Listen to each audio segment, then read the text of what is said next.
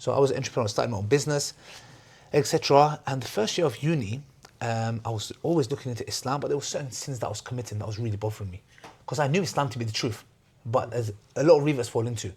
You think I need to stop sinning so I can accept Islam. That's a big Shaytan trick from Shaytan. Because in order for you to stop sinning, you have to accept Islam, not vice versa. Not I stop sinning, then I accept Islam. No. When you accept Islam, Islam because you stop sinning. People come and say, once I stop sinning, I'll pray Salah. No, you pray Salah to stop sinning. Did you get it? Oh, I'll read the Quran when I'm not sinning. Hello, if you don't want to sin, you have to read the Quran. The Shaitan swaps things around to you, it confuses you. So I knew Islam to be the truth. I was just eating up inside, bro. There was a specific sin that I was committing and I hated it because it's from Jahiliyyah. And every time I will immerse myself, or when I'm doing it, whatever it is, I can remember crying. Bro. Every time I would do it, I would cry and cry and cry. I hated it because I knew Allah is the truth. I knew Islam is the truth. And I didn't accept it because I felt not worthy. And I was like, listen, man, just look at you, look what you're doing. And I was trying to fight my nafs to stop this sin. And I just couldn't. And I felt like I'm never going to. And I thought, I can't, I don't belong in this religion. So anyways, that continued to very early stages of me becoming Muslim as well. But I can remember, I just wanted to go to a mosque one day. And I was driving near Palmer's Green. And as I was driving, near this mosque, there's a temple.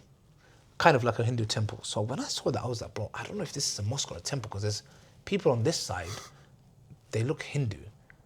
And I want to go to this place, but maybe it's a Hindu temple. And I was like, nah, I don't risk that. So one day, I just had enough, bro. Like, I was immersed in this sin.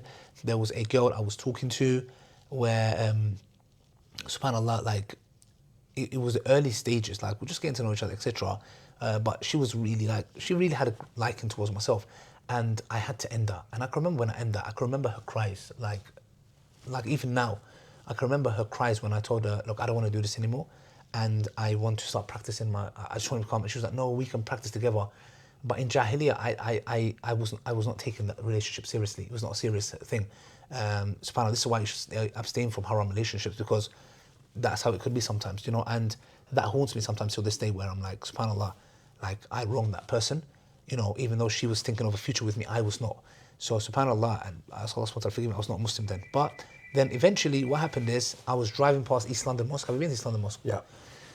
I was driving past there and I just had enough, bro. I just pulled up on a double yellow line, your car can get towed. I did not give a damn. I said, I don't care if my car gets towed, set on fire. I'm going into this mosque and I'm going to take my Shahada and I want to learn how to pray Salah. I said, I've had enough. I can remember walking in there, spoke to some Bangladeshi brother. It's interesting, all the Bengalis. The Bengali guy brother gave me dawah to go in there, and he took my Shahada there. He kind of gave me an idea of teaching how to pray Salah, which is why very important. We was talking about, you know, the mats, which I wish I had one of those, because I didn't know and I missed so much prayers. So yeah, and then I took my Shahada there. And then from there, I can remember I was watching videos on Speaker's Corner. Went to Speaker's Corner, and then I saw people lying about Islam, insulting the religion, etc. And to me, it was just like a reflex, second nature. Start answering the doubts, bang, bang, bang, bang, bang. I can remember I was in my zone. I can remember one point I was so into it, I looked around and there were like 150 people just listening to me. And I was like, because you know when you're immersed in it, you know when you're so passionate, you can't see anything, yeah? But when the conversation ended and I was looking around and I just see all these people looking at me.